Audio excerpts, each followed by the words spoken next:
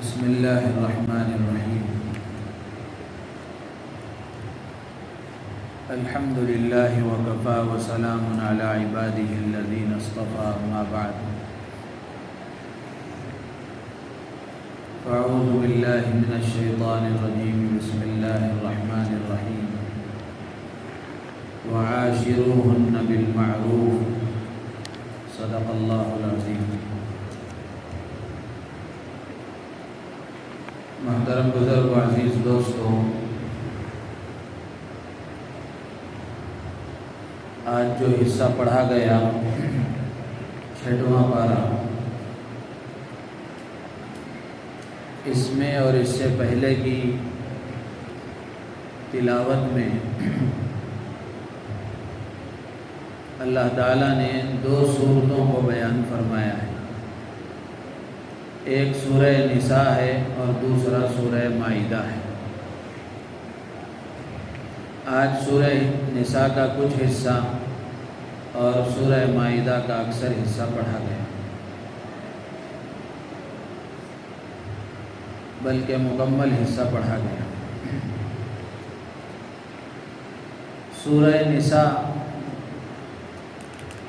یہ غزوہ احد کے موقع پر اس کے بعد میں نازل ہوئی۔ غزوہ احد میں بہت سارے مسلمان شہید ہوئے، تو عورتوں کے بچوں کے مسائل پیدا ہوئے، یتیموں اور بیواؤں کے، تو اللہ تعالیٰ نے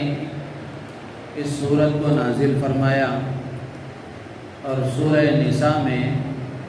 خواتین کے اکثر مسائل اللہ تعالیٰ نے بیان فرمائے ہیں، اسی لیے اس کا نام ہی سورۃ النساء رکھا ہے، عورتوں کی سورت۔ اسلام نے عورت کو یہ اعزاز بخشا ہے کہ پوری ایک بڑی سورت ہی اللہ تعالیٰ نے عورتوں کی طرف منسوب کر دی ہے۔ اسلام کے دشمنوں کی طرف سے یہ اعتراض اسلام کے سلسلے میں کیا جاتا ہے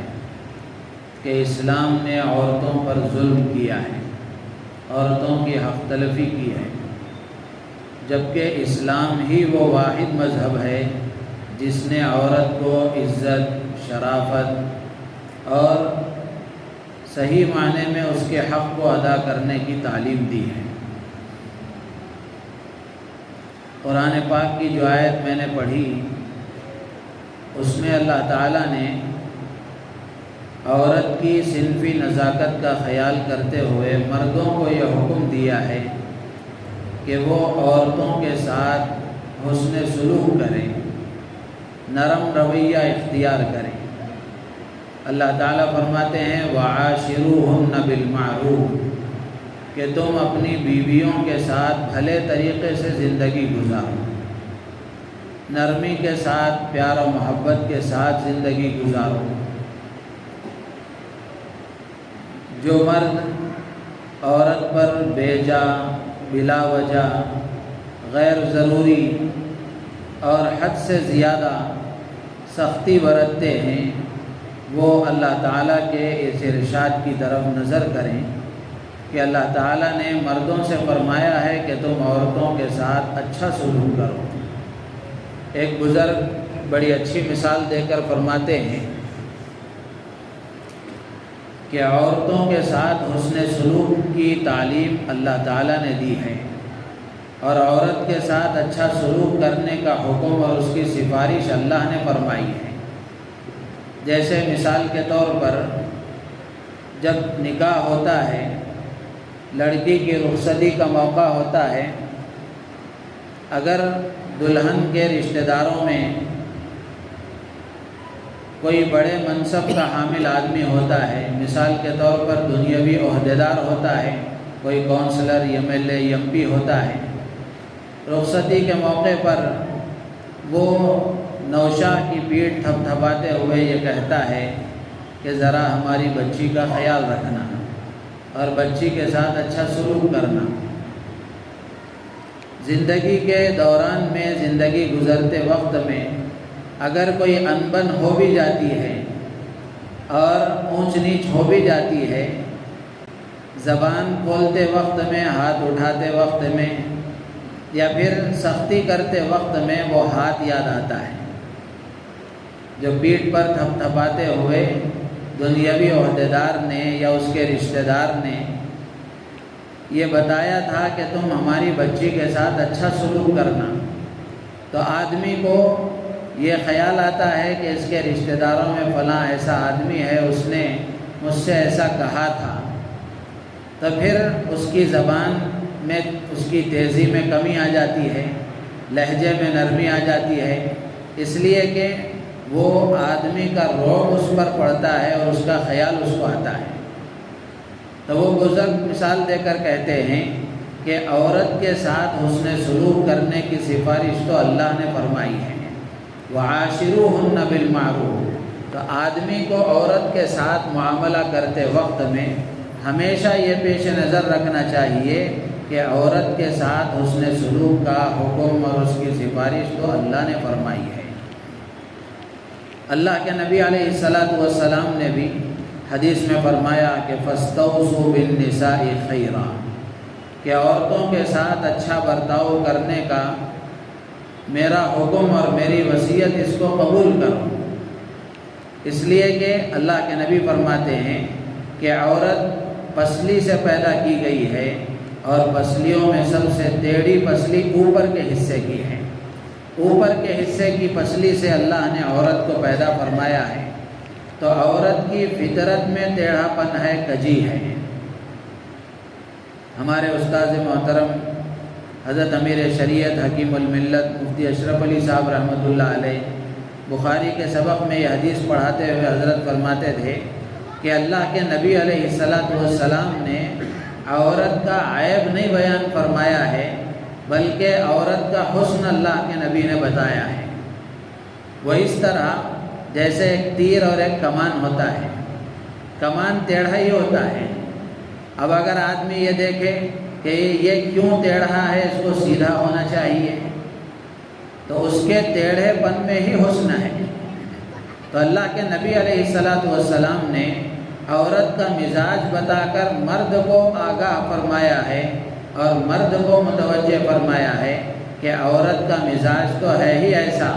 اسی کے ساتھ تم نبھانے کا اپنا انتظام کرو، اپنی طبیعت ایسی بناؤ کہ اسی ٹیڑھے پن کے ساتھ تم اس سے فائدہ اٹھاؤ اور اس کے ساتھ زندگی گزارو۔ تو اللہ تعالیٰ نے سورہ نساء قرآن میں بیان فرما کر عورتوں کے ساتھ بڑی عزت کا اور شرافت کا معاملہ فرمایا، اور خود قرآن میں بھی اللہ نے حکم دیا کہ وعاشروہن بالمعروف۔ تو اس لیے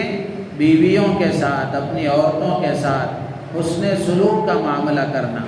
اس کے صنفی نزاکت کا خیال کرتے ہوئے ہی اللہ تعالیٰ نے یہ حکم اسی لیے دیا ہے تاکہ آدمی اس کی طبیعت کا خیال کرتے ہوئے ہی اس کے ساتھ سلوک کرے، اس کی بے ڈھنگی باتوں کو برداشت کر لے، اور خلاف مزاج کوئی بات پیش آ جائے تو اس کو برداشت کر لیں۔ تو اس لیے ایک بات تو یہ ہے، اور دوسری بات، دوسرا سورہ ہے سورہ مائدہ۔ مائدہ کہتے ہیں دسترخوان کو، تو اس میں اللہ تعالیٰ نے دسترخوان والا واقعہ بیان فرمایا ہے، اس لیے اس سورت کا نام سورہ مائدہ رکھا ہے۔ واقعہ یہ ہے کہ حضرت عیسیٰ علیہ السلام نے لوگوں کو دعوت دی،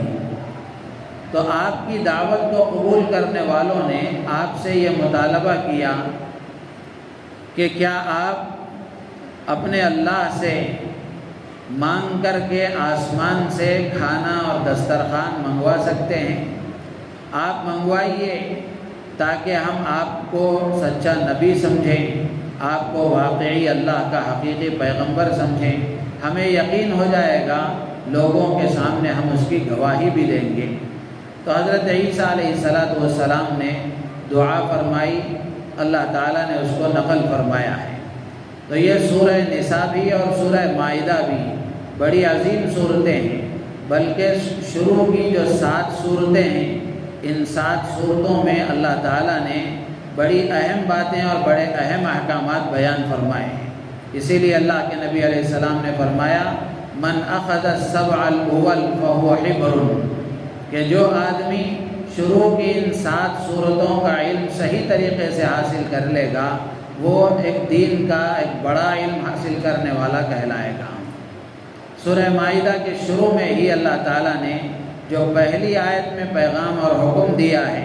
کہ یا ایھا الذین آمنوا اوفوا بالعقود، کہ اے ایمان والو عہد و پیمان کو، وعدوں کو پورا کرو، کہ جو عہد تم نے اللہ سے کیے ہیں یا پھر تمہارے آپس کے جو عہد ہیں یہ عہد کو پورا کرو۔ عہد کو پورا کرنا، وعدہ پورا کرنا یہ مسلمان کی پہچان ہے، وعدہ خلافی یہ مسلمان کی عادت نہیں ہے۔ تو اس لیے یہ سورہ نساء اور سورہ مائدہ کے سلسلے میں کچھ باتیں میں نے آپ حضرات کے سامنے عرض کی ہیں۔ اللہ تعالی ہم سب کو ان باتوں پر عمل کی توفیق عطا فرمائے۔ سورہ نساء میں اور بھی احکامات ہیں۔ اللہ تعالیٰ نے یتیموں کے بارے میں بھی فرمایا ہے، میراث کے بارے میں بھی فرمایا ہے۔ یتیموں کے سلسلے میں اللہ نے فرمایا کہ یتیموں کا حق ادا کیا جائے، ان پر ظلم نہ کیا جائے اور ناحق ان کا مال نہ کھایا جائے۔ اور اسی طریقے سے عورتوں کے سلسلے میں بطور خاص بلکہ عمومی طور پر اللہ نے میراث کی تقسیم کے احکامات اس میں بیان فرمائے ہیں۔ زمانہ جاہلیت میں اہل عرب کے درمیان اسلام کا سورج طلوع ہونے سے پہلے عورت کو میراث میں سے کچھ بھی نہیں دیا جاتا تھا۔ یہ تو اسلام کی دین ہے اور شریعت محمدیہ کا احسان ہے کہ عورتوں کو بھی اللہ تعالیٰ نے میراث میں حصہ بنایا ہے، حصہ عطا فرمایا ہے۔ لیکن ہم دیکھتے ہیں کہ ہمارے معاشرے میں بھی عورتوں کو میراث سے محروم کر دیا جاتا ہے، جہیز دیا جاتا ہے، میراث سے محروم کر دیا جاتا ہے، جبکہ جہیز دینا ضروری نہیں ہے، میراث دینا ضروری ہے۔ میراث حق ہے اس کا اور اللہ کا طے کردہ حق ہے۔ جو آدمی میراث وارث کا کوئی حق اگر ادا نہیں کرتا ہے تو اللہ کے نبی علیہ الصلاۃ والسلام نے فرمایا کہ من قطع میراثا فرضہ اللہ قطع اللہ میراثہ فی الجنہ، کہ جو آدمی وراثت میں اللہ کی طرف سے طے کردہ حصے سے کسی وارث کو محروم کرتا ہے تو اللہ تعالیٰ جنت سے اس کی میراث کو ختم کر دیتے ہیں، یعنی جنت میں جو اس کا حصہ ہے اس سے اس کو محروم کر دیتے ہیں۔ تو اس لیے میراث کی تقسیم یہ بڑا اہم مسئلہ ہے۔ تو جو وارث کا حق ہے وہ وارث کا حق وارث کو برابر پہنچنا چاہیے۔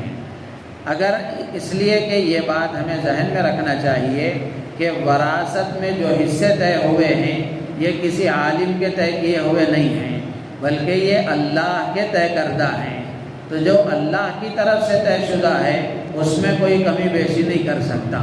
وہ تو اس کا حق برابر اس کو پہنچنا چاہیے۔ اللہ تعالیٰ سے دعا ہے اللہ تعالیٰ ہم سب کو ان باتوں پر عمل کی توفیق عطا فرمائے۔ سبحان اللہ بحمدہ، سبحانک اللہم و بحمدک، نشہد ان لا الہ الا انت، نستغفرک و نتوب